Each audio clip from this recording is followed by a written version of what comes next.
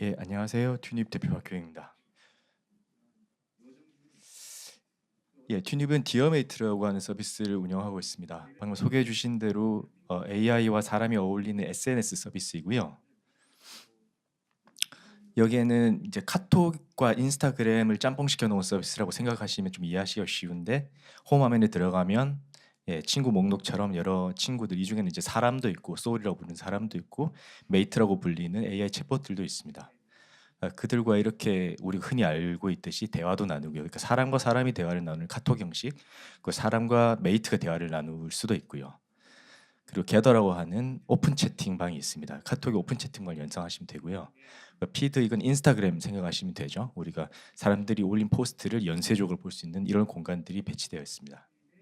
이 서비스를 운영하는 과정에서 저희가 처음에는 이제 SLM 작은 모델 오픈 소스로 나와 있는 것들 그리고 저희가 자체적으로 보유한 것들을 쓰기도 했고 또 챗GPT 같은 외부 LLM을 이용하기도 해왔는데 그 과정에서 느꼈던 주로 이제 기술적인 고민들을 10가지로 맞춰가지고 하나하나 소개해드리겠습니다.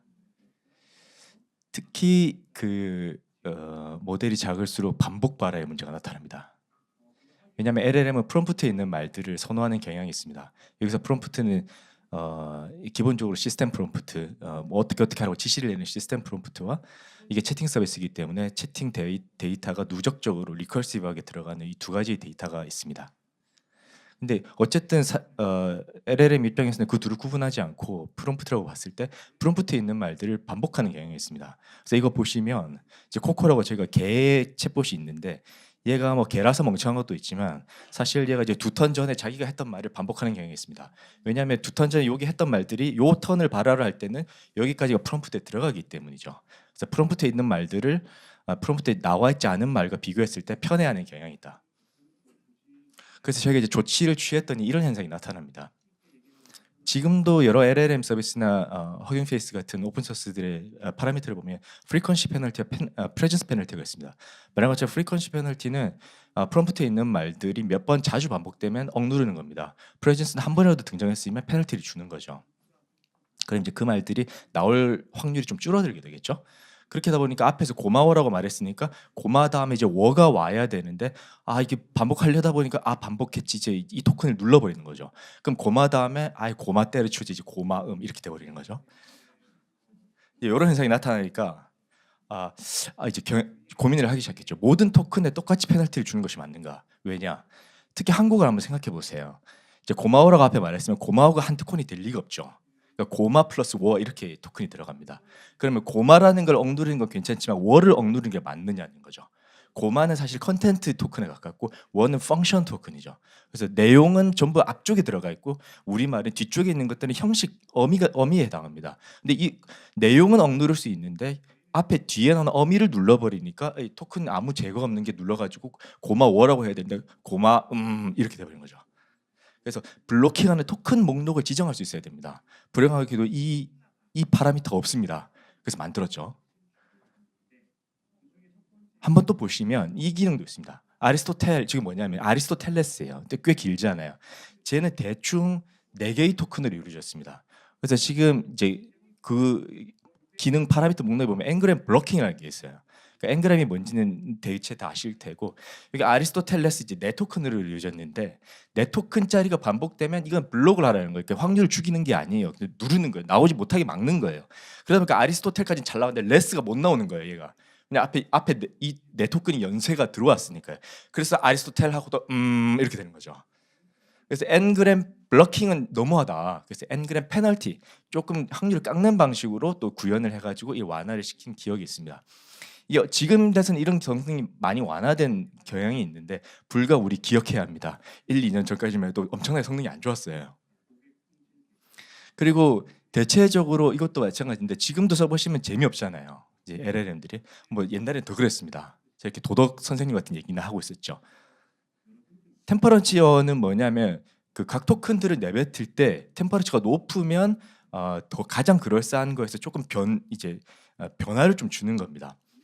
그래서 기본 템퍼러처는 성능 각 그거에 따라 다르지만 뭐또 0.6일 수도 있고 1일 수도 있고요. 근데 1이 넘는 경우는 없습니다. 템퍼러처가 높을수록 들들 끓기 때문에 조금 더 다양한 토큰들이 선택되는 거죠. 평균을 회귀하는 우리 목적 함수가 그렇게 현재 딥러닝은 대부분 이 함수를 쓰고 있는데 그렇기 때문에 가장 그럴싸한 걸 토해내기 때문에 저런 뻔한 답변이 나오는 거죠. 근데 이거는 한번 보시면 아까랑 좀 다르죠. 이거 템퍼러처를 이제 1.5로 펄펄 끈게 준 겁니다. 그러다 보니까 정신 분열 증세가 나타난 거예요. 뭔 소리인지 모르겠죠. 말은 막 아까랑 다르게 뭐 그럴싸한데 차라리 재미없는 게 낫다. 그래서 템퍼러처 조절은 하지 않는 게 정신 건강에 좋다라는 이제 교훈을 얻었습니다. 또 이게 보시면 코코야 오늘 날씨는 어땠을 때 좋아멍 이렇게 말했죠. 뭐 이런 답변이 좋을 수도 있습니다. 근데 아는 게 적은 SM일수록 말이 짧아지는 경향이 있습니다. 대부분의 사람들이 이제 성의 없다라고 느끼죠.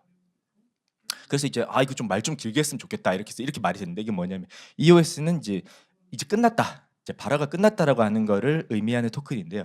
이 EOS에 페널티를 주는 겁니다. 그래서 실제 말이 끝났다라고 피리어드를 딱 찍어야 될 타이밍에 여기 페널티를 주니까 이게 못 나오고 말을 이어가게 된 거죠. 그러다 보니까 저 보시는 것처럼 또 미쳐가는 거죠. 우리도 한번 생각해 보세요. 우리 이제 말 다 해가지고 말이 끝났는데 안 돼. 끝내면 안 돼가지고 말을 더 해보라고 해보세요. 그러면은 이상한 말을 짓거릴 거잖아요. 이게 모두들 똑같은 거죠. 그래서 말을 끝내야 할 타임에 못 끝냈던 겁니다. 주저리 말을 하고요. 그래서 이것 역시 EOS 페널티는 답이 아니다. 이런 거 하면 안 된다라는 교훈을 얻었습니다. 그러니까 포스트 트레이닝 이제 하고 나서 RLHF나 DPO 같은 그런 이제 보조 장치를 통해서 긴 발화를 정답으로 주고 좀 짧고 성의 없는 거를 예시로 이제 부적절한 대답으로 주면은 이 경향이 나아지는 게 있지만 이것도 너무 억지스러운 방법입니다. 왜냐하면 항상 긴 답변이 좋은 답변은 아니잖아요. 반대로 이런 경향이 있습니다. 지금 말이 너무 길죠. 막 보고만 있어도 눈이 아프잖아요. 사람도 그렇지만요. 모델이 크고 머리에 든 게 많을수록 말이 많아집니다. 이제 프롬프트에 이렇게 할 수 있겠죠. 너 뭐 어떤 때는 뭐 길게 해라, 어떤 때는 짧게 해라, 혹은 평균적으로 뭐 한 2문장 정도 발화해라 등등등등 뭐 이렇게 지시문을 줄 수 있는데요. 별 소용 없습니다. 이거 그런 거 안 지킵니다, 얘가. 그러니까 대화 히스토리를 보고 주로 이제 예시나 그런 것들을 보고 그걸 따라하는 경향이 있습니다. 대화 이그젬플을 줬을 때 짧으면 짧아지고 길면 길어지는 경향이 있어요. 근데 우리가 원하는 건 그런 거 아니잖아요.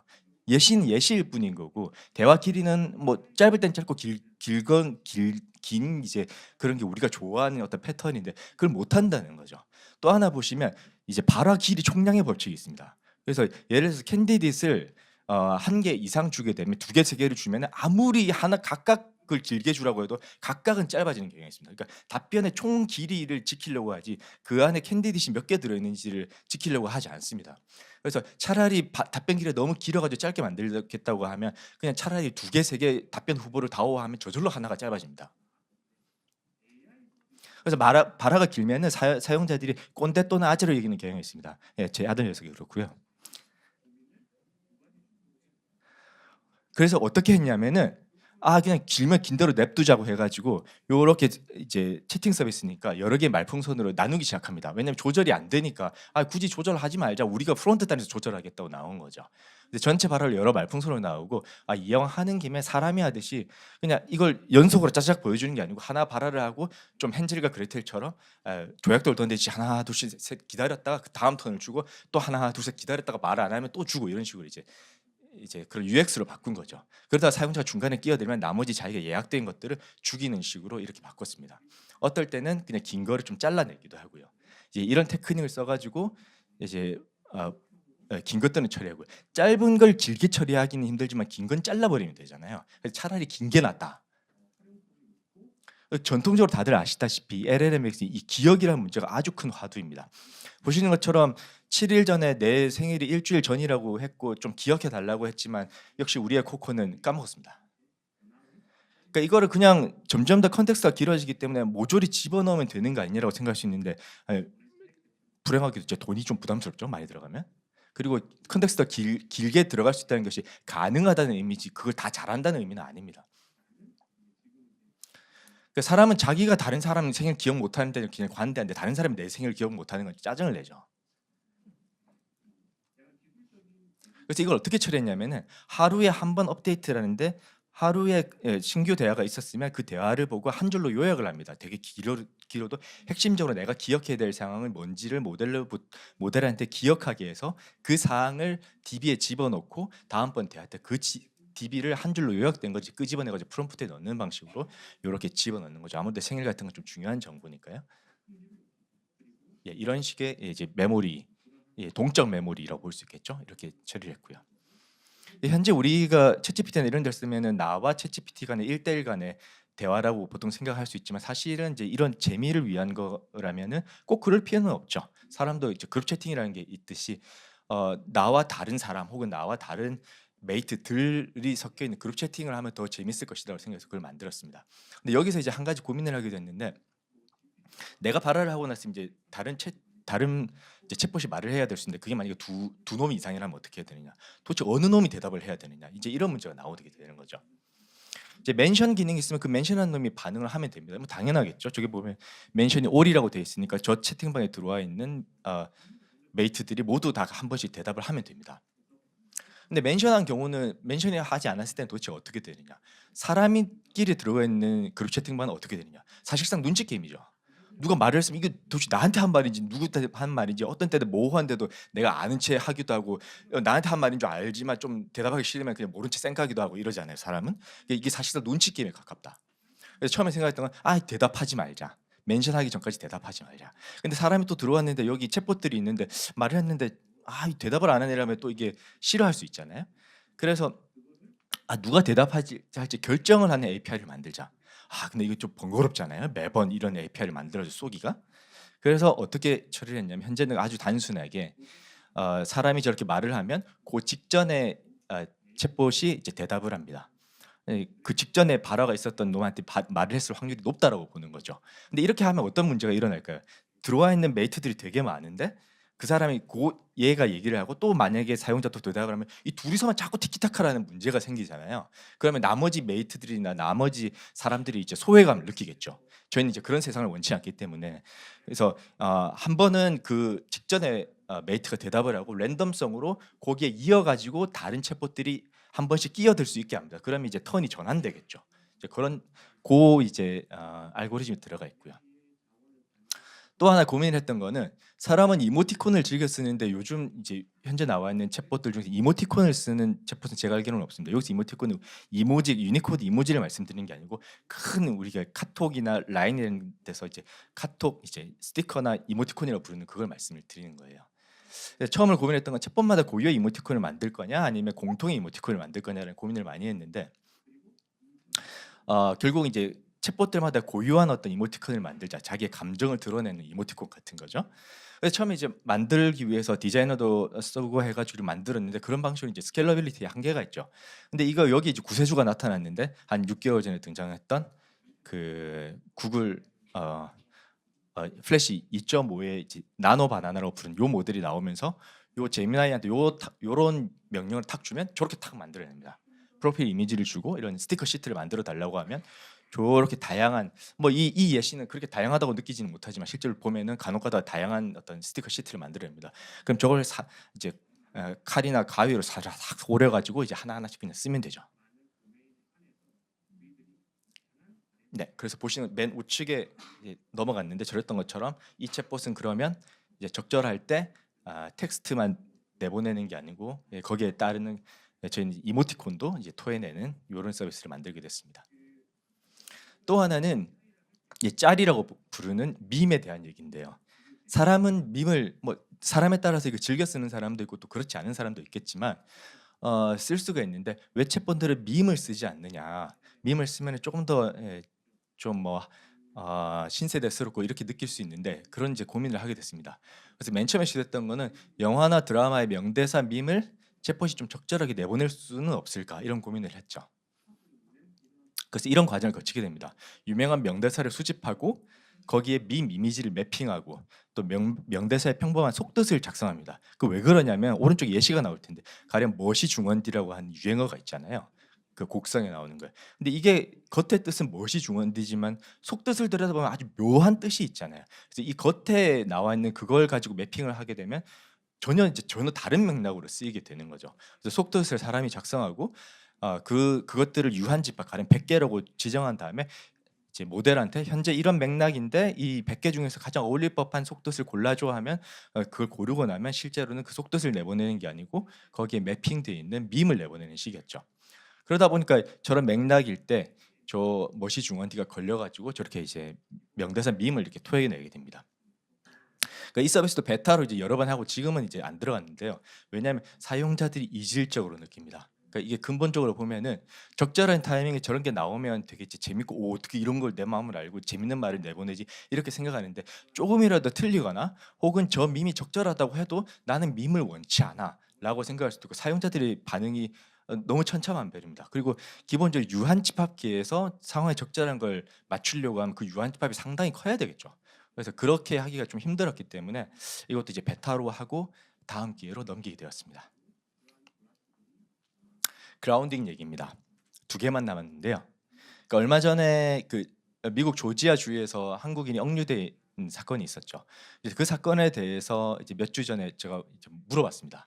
근데 그 밑에 이제 트럼프한테 물어봤는데 실제 진짜 트럼프 아니고 챗봇 트럼프예요. 챗봇 트럼프한테 이 사건에 대해서 어떻게 생각하냐 물어봤더니 그 우리 나라 중에 조지아라는 나라 있잖아요. 그래서 그 조지아라는 나라에 대해서 설명을 하게 된 겁니다. 그래서 그 사건에 대해서 몰랐던 거죠. 왜냐하면 현재 챗봇들의 가장 최신 업데이트가 그래도 몇 달 전이고 이 사건이 났던 거는 아주 최근이기 때문이에요. 최근에 있었던 일을 모델이 모른다. 그래서 이걸 헐루시네이션이라고 부를 수도 있는데 사실은 그냥 소식이 업데이트가 안 됐던 거다. 그래서 여기서 아마 이제 레그라고 하는 걸 생각하시는 분이 많을 거예요. 어떤 정보를 끌어다 놓고 거기 기반이 있을 때 대답을 하는 테크닉 이제 레그라고 보통 부르는데 태초에 레그가 있기 전에 그라운딩이 있었습니다. 그러니까 5, 6년 전 그 레그라는 말이 거의 유행하지 않을 때 그때 사실은 학계에 있었던 하나의 화두가 그라운딩인데요.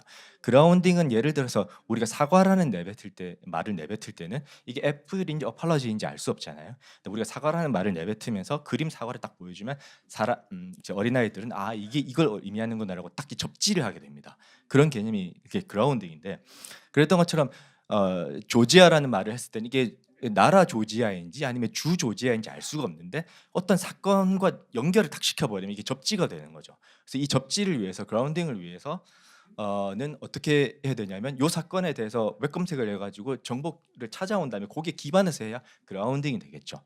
그래서 이게 실제로 제미나이에 저 기능이 옵션으로 들어가 있습니다. 그래서 모르시는 분이 계시다면 오늘 집에 가셔가지고 이 API를 꼭 한번 써보세요. 이제 웹에서 하시는 것들은 기본적으로 저 기능이 탑재됐지만 API는 기본적으로 탑재가 안 돼 있거든요. 그래서 저 옵션을 딱 켜시면 저기서 필요할 경우 자기가 알아서 판단해서 웹 검색을 해가지고 거기 기반해서 대답을 하게 됩니다. 그럼 밑에서 보시는 것처럼 저 정보를 갖고 오게 되는 거죠. 예, 한 달에 1,500콜까지 무료라고 하니까요. 하루에 1,500콜이라고 하니까 필요하신 대로 예, 한번 써보시면 예, 되겠습니다. 마지막으로 유머입니다. 유머가 지금 이제 챗GPT든 뭐든 안 된다고 우리가 알고 있잖아요. 근데 제가 이제 유머에 대해서 한번 써보면서 왜냐하면 챗봇들이 너무 재미가 없기 때문에 챗봇이 정말 나에 맞추거나 너무너무 재밌게 말을 한다면 전 너무너무 재밌게 쓸 것 같아요. 그래서 웃긴 챗봇을 만드는 게 제 목표 중에 하나인데 근데 이 유머에 대해서 저 유머를 설명해 달라 혹은 우리가 잘 모르는 영어 유머 같은 거를 보고 도저히 이게 왜 웃긴지 모르겠다 싶을 때 그냥 딱 집어넣어 놓고 챗GPT 등등한테 이거 왜 웃긴 거야 라고 물어보면 정말 놀랄 정도로 잘 알고 알려줍니다. 여기 밑에서 보시는 것처럼 이 유머는 블라블라블라 해서 정확하게 이 유머에 대해서 설명을 해주죠. 그래서 흔히들 유머는 너무나 고급스러운 기능이기 때문에 아직 LLM들이 정복하지 못한 거야 라고 얘기를 하지만 사실 그건 조금 더 들여다보면은 이제 이해의 능력과 작성의 능력 2개로 나눠 볼 수가 있는데요. LLM은 제가 생각할 때 인간보다 농담을 이해하는 능력이 훨씬 더 뛰어납니다. 왜냐하면 유머는 고도의 배경 지식이 필요한데 아무리 한 사람이 있어도 그걸 모든 문화권의 모든 언어를 커버하면서 배경 지식을 가질 수가 없잖아요. 근데 그런 면에서 LLM은 인간보다 훨씬 더 유리하니까요. 근데 반대로 이제 작성이라는 능력이 들어가 보면 LLM한테 유머를 네가 좀 웃기게 얘기를 해다오 하면 절대로 웃기게 말 못합니다. 너무너무 재미없게 말해요. 이 간극이 상당히 크다는 거죠. 반대로 한번 생각해 보면 인간은 잘 모르겠어요. 인간은 유머에 대해서 관심이 많은 사람은 이해 능력도 뛰어날 거고 아무래도 유머를 더 잘할 확률이 저는 높다고 생각하는데 인간과는 전혀 다른 패턴을 보이는 거죠. 그러니까 프롬프트에 뭐 네가 웃기게 해봐라 아니면 네가 뭐 심형래다 뭐 네가 유재석이다 뭐 등등 아무짝에도 안 됩니다. 그런 방식은. 그래가지고 한번 해봤는데 유머 데이터를 모아가지고 SLM으로 파인 튜닝을 해봤습니다. 그러니까 이런 방식으로 잘 안 하는 것 같더라고요. 그래서 이 파인 튜닝을 한 다음에 거기에 대해서 말을 해보라고 하니까 되게 웃기게 말을 잘합니다. 근데 싸가지가 없어집니다. 그래서 막 욕을 내뱉고 그래서 이것도 안 되겠다, 이거 위험하다. 그래서 이제 이게 현재 스톱한 상태죠. 여기까지가 저의 고민이었습니다.